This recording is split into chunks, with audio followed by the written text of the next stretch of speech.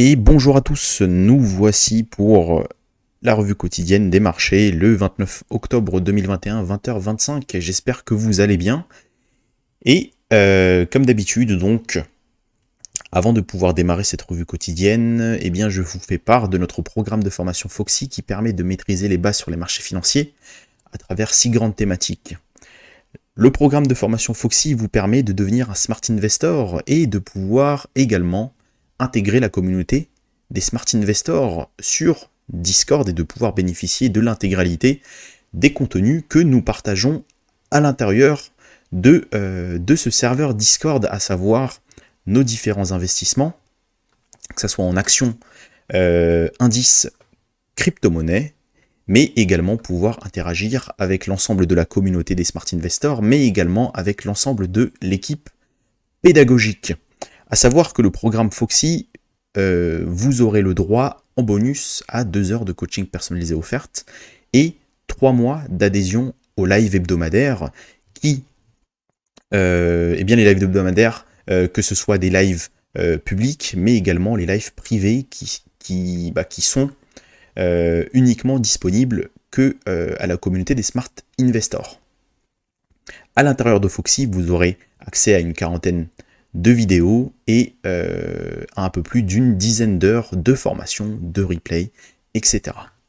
D'accord. Donc avant de pouvoir continuer directement sur l'analyse graphique et analyser la clôture hebdomadaire des marchés financiers, le petit disclaimer comme d'habitude, c'est-à-dire que toutes les informations qui sont partagées au sein de ce live ne représentent en aucun cas des conseils financiers, mais ne sont que des analyses et des idées que je partage avec vous, ici en live, mais également au sein de la communauté Golden Foxes Academy. Voilà, cela étant dit, on va pouvoir démarrer directement et au menu, ce soir, nous allons parler comme d'habitude du DXY qui est en train de se renforcer aujourd'hui. Et comme d'habitude, on regardera le marché des indices et des actions avec certaines actions que je vous ai sélectionnées, dont notamment Worldline, d'accord, Twitter dont on a parlé hier, donc voilà, on va pouvoir regarder la clôture hebdomadaire aujourd'hui. Shake Shack également, qu'on avait parlé hier, on va pouvoir voir comment est clôture aujourd'hui. Et on terminera par la section des crypto-monnaies. Et on parlera surtout de l'Ethereum qui a créé un nouvel ETH sur certains exchanges. On en parlera tout à l'heure. Et on terminera sur le secteur gaming des crypto-monnaies, à savoir Mana et Engine, dont on va pouvoir débriefer leur semaine à l'intérieur de cette revue quotidienne.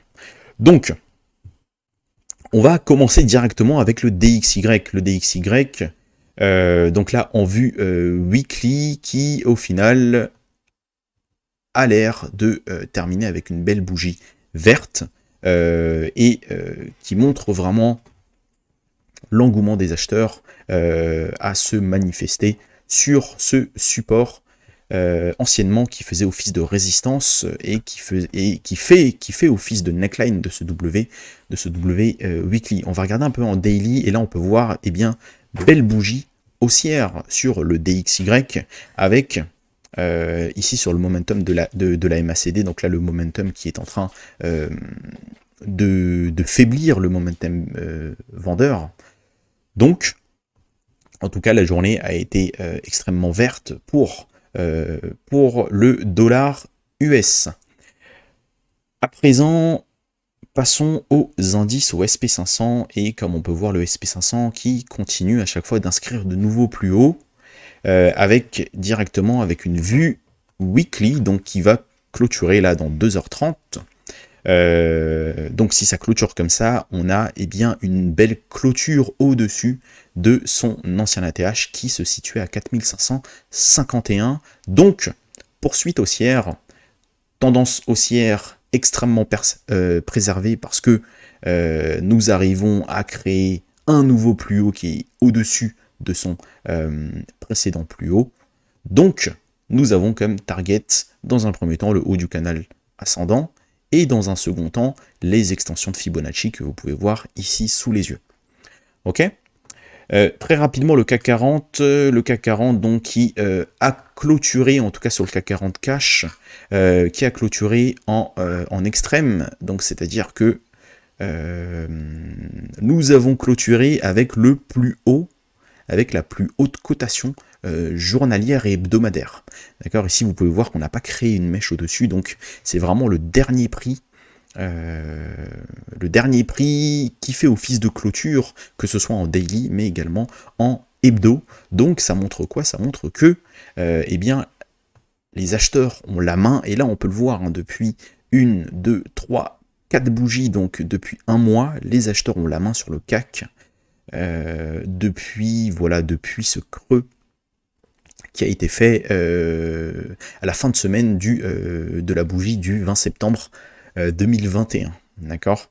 Donc, normalement, la logique des choses voudrait que le CAC 40 aille inscrire un nouveau plus haut annuel, et pourquoi pas s'affranchir des 6913,67 qui fait justement office de plus haut annuel sur le CAC 40.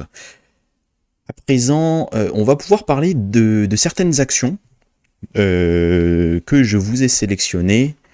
Dans un premier temps, Worldline. Alors, Worldline, pourquoi je vous l'ai sélectionné? Tout simplement parce que Worldline est en train de décrocher.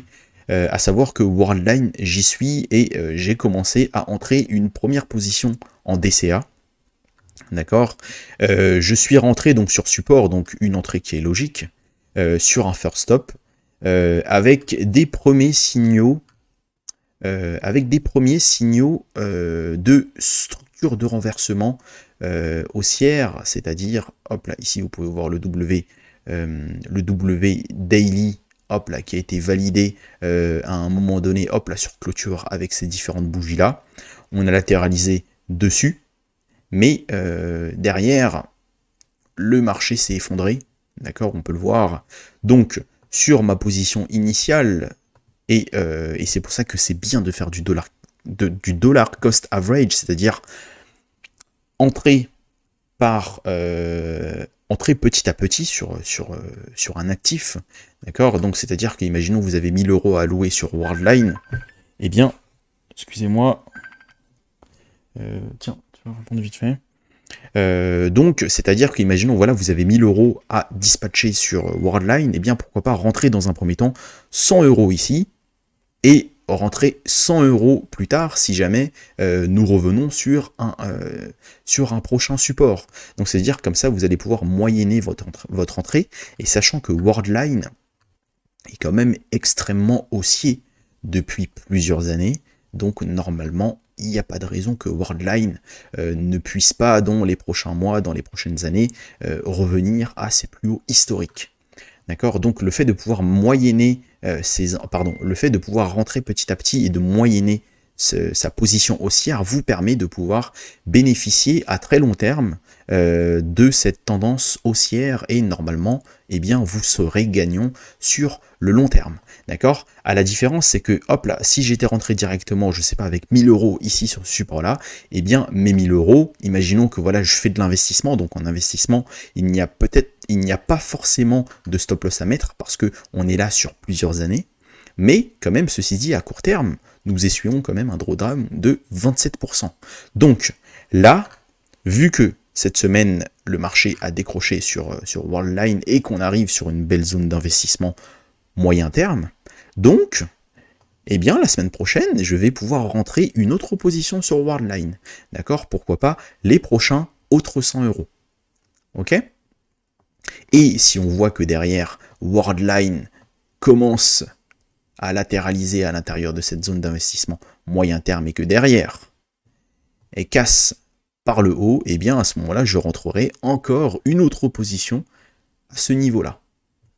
D'accord ? Et ainsi de suite, et comme ça, au fur et à mesure des années, vu que Worldline est bullish, tant que nous ne perdons pas ce dernier plus bas, d'accord ? Donc, il n'y a pas de raison qu'on n'aille pas chercher de nouveaux plus hauts, tant qu'on maintient ce niveau-là. D'accord ? Par contre, si ce niveau-là il cède, eh bien peut-être qu'à ce moment-là, eh bien je sortirai l'intégralité de mon investissement parce que à très long terme, si le niveau là il cède, c'est que on est en train de perdre vraiment notre tendance haussière sur Worldline.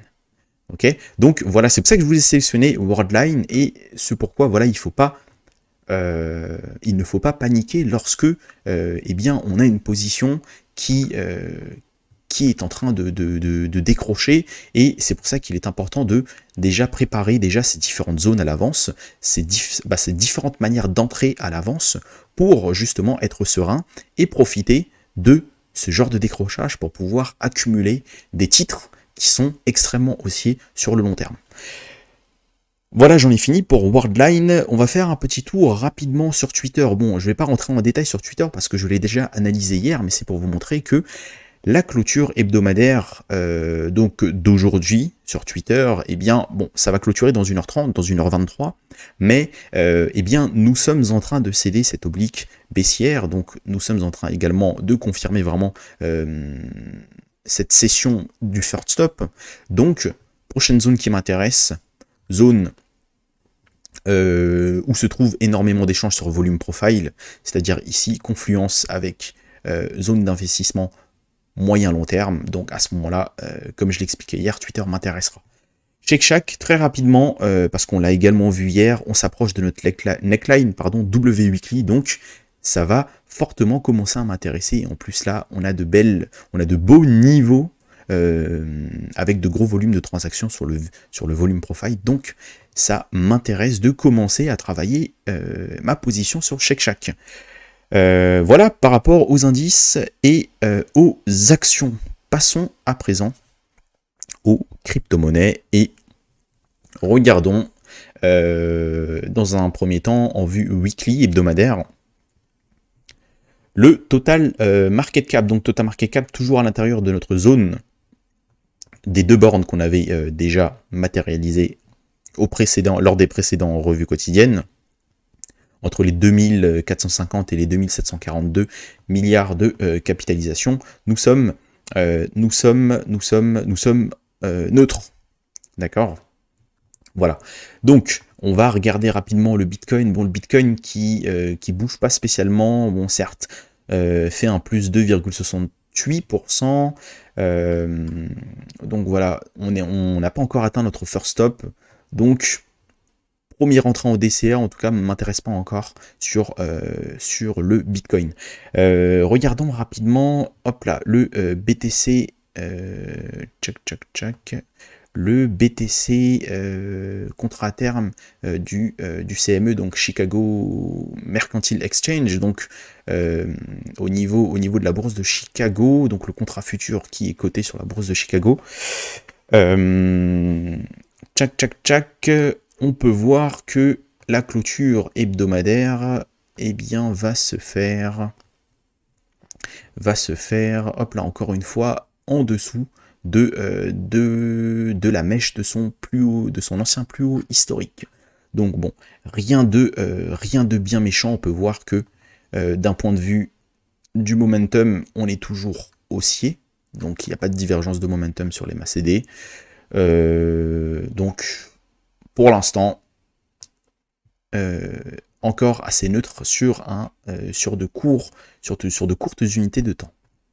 On va revenir, revue quotidienne, et voilà, je voulais parler de Ethereum. Donc Ethereum, sur certaines exchanges, a effectué des plus hauts historiques. Donc ici, comme vous pouvez le voir, je vais vous le mettre en jaune, sur Ethereum, ici vous pouvez voir que bon, lors de la précédente tentative, nous avons méché exactement au même point près. Et là, sur la bougie daily d'aujourd'hui, nous avons réussi à créer une mèche au-dessus. Donc, sur certains exchanges, comme sur KuCoin par exemple, on a un ATH qui a été réalisé. Par contre, sur d'autres exchanges comme Binance, USDT sur Binance, sur le spot de Binance, eh bien, je vous dis des bêtises, parce que tout à l'heure j'avais vérifié et il ne l'avait pas encore effectué ce plus haut historique. Donc, Sur Binance, il l'a fait, donc félicitations à l'Ethereum, donc ça c'est bien par rapport vraiment au marché des altcoins, qui va pouvoir bénéficier de la force de l'Ethereum. Et voilà, donc aujourd'hui Ethereum crée un nouveau plus haut. On va directement tracer et voir où est-ce que l'Ethereum pourrait aller chercher en termes de take profit, en termes d'extension de Fibonacci. Et on pourrait potentiellement rallier dans un premier temps, hop là, les 6048, dans un second temps, les 7073, et pourquoi pas vraiment à très long terme, si jamais sur ce cycle tout s'emballe, et qu'on aille chercher les 14 101 dollars par Ethereum, c'est ce qui est énorme, d'accord? Donc ce qui voudrait dire que Ethereum irait chercher une capitalisation qui ferait en sorte que sa capitalisation fasse un fois un 3,3. Donc ça serait une capitalisation énorme dans le sens où Ethereum, hop là, je me trompe, dans le sens où Ethereum a une capitalisation de marché à l'heure actuelle d'un peu plus de 500 millions de dollars, donc ça veut dire un x3 minimum, c'est-à-dire un 1500 milliards de capitalisation, mais il faudrait pour ça que le Bitcoin s'approcherait des 3 milliards, 3 milliards 5. Donc ouais, non, c'est pas déconnant, Et si on garderait toujours la même dominance d'Ethereum, c'est-à-dire aux alentours, un peu moins de 20% de la dominance totale du marché. Donc ouais, non, c'est intéressant, et à voir, moi honnêtement, je suis excité pour cette fin d'année sur le marché des crypto-monnaies. Donc, avant de pouvoir terminer ça, je voulais vous parler du secteur du gaming sur les crypto-monnaies et de la blockchain. Donc là, ici, Mana, qui s'est emballé depuis la journée d'hier. Déjà, hier, Mana a fait une très belle performance de 22%, et là, aujourd'hui, nous fait encore une performance avec un plus haut à 60%, et est redescendu à 35%. Donc, est-ce que c'est en lien avec la news de Facebook, avec Meta, c'est-à-dire que Facebook donc va pouvoir créer en fait une plateforme sur laquelle en fait on va pouvoir interagir avec d'autres personnes à la manière vraiment d'un métaverse. Donc pouvoir y intégrer tout ce qui est domaine de la NFT, de la blockchain, etc. Et pouvoir interagir avec le monde. Donc est-ce que les crypto-monnaies qui sont dans le secteur des jeux vidéo, NFT, etc., bien sûr qu'elles surfent dessus, et c'est également le cas ici de Engine, Engine qui depuis sa cassure de sa robe, donc de sa résistance d'oblique baissière, a pu aller chercher avec un plus haut à plus de 50%. D'accord, donc non, c'est extrêmement bullish pour ce secteur-là, bien que là, à court terme, on ne rentre jamais hein, sur un marché aussi vertical, parce que on risque de se manger le fort retracement derrière. Par contre, on peut commencer à travailler une position acheteuse sur repli pour pouvoir bénéficier de la tendance haussière qui va s'inscrire dans les prochains jours, à condition que effectivement on puisse clôturer sur Mana en fin de semaine, donc dimanche soir, au-dessus des indices. Et pour le coup, honnêtement, Mana a l'air d'aller chercher la clôture au-dessus, et en plus on peut voir que derrière ça validerait notre W weekly avec un énorme volume comme vous pouvez le voir ici.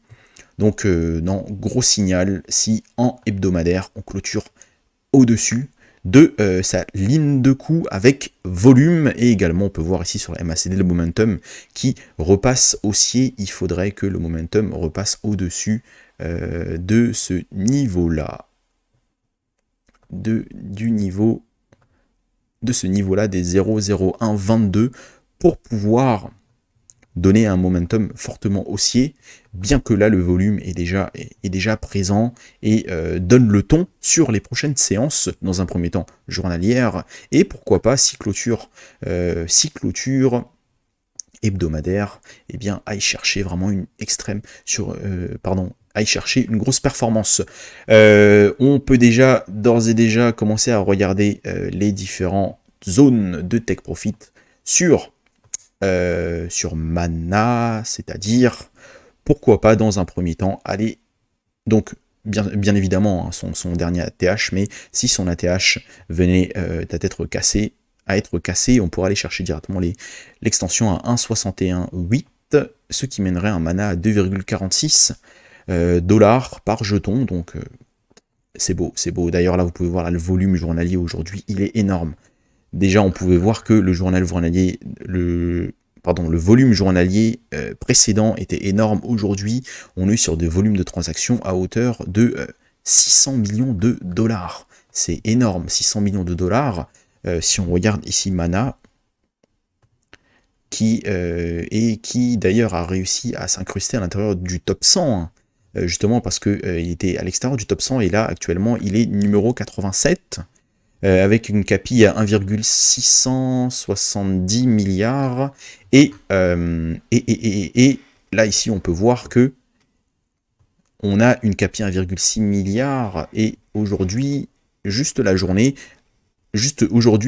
a fait quand même un peu plus d'un tiers de la capitalisation totale, donc il y a eu énormément d'engouement aujourd'hui sur Mana, et j'espère que ça va continuer comme ça. Donc voilà, nous avons terminé cette revue quotidienne, nous avons pu brasser pas mal de choses, vu les clôtures hebdomadaires, et comme d'habitude, on va pouvoir terminer cette revue avec la description de notre programme de formation Foxy, qui permet de maîtriser les bases sur les marchés financiers à travers 6 grandes thématiques qui se découpent en un peu plus d'une quarantaine de vidéos, d'une dizaine d'heures de formation, et également vous aurez le droit à tous les replays, que ce soit les replays publics, mais également les replays privés qui sont uniquement accessibles à la communauté des Smart Investors. D'ailleurs, en rejoignant le programme de formation Foxy, vous aurez accès à notre communauté des Smart Investors et être au courant des dernières informations, des derniers cours qui sont préparés par notre équipe pédagogique qui sont spécialisés en crypto-monnaie, forex, etc. Mais également, vous aurez le droit de suivre tous nos différents investissements personnels, que ce soit en actions, en crypto, en NFT, etc. etc. Voilà, nous allons terminer. Si vous avez apprécié cette vidéo, je vous invite à nous suivre sur Facebook, à liker notre page, liker nos vidéos, si bien évidemment vous pensez que nous vous apportons de la plus-value au sein de ces lives, mais également à nous suivre sur YouTube. Vous pouvez voir que nous n'avons que 16 abonnés, donc voilà, si vous pouvez nous donner un petit coup de pouce, que ce soit en termes de likes, ou en termes de commentaires, ou en termes d'abonnements sur YouTube. En tout cas, ça serait, on le prendra énormément avec un grand plaisir, et ça nous aide, notre chaîne, à pouvoir nous référencer sur YouTube. Voilà, j'en ai terminé, on va pouvoir se quitter dessus. Prenez soin de vous, bonne fin de soirée, et surtout bon week-end, et on se retrouve à lundi.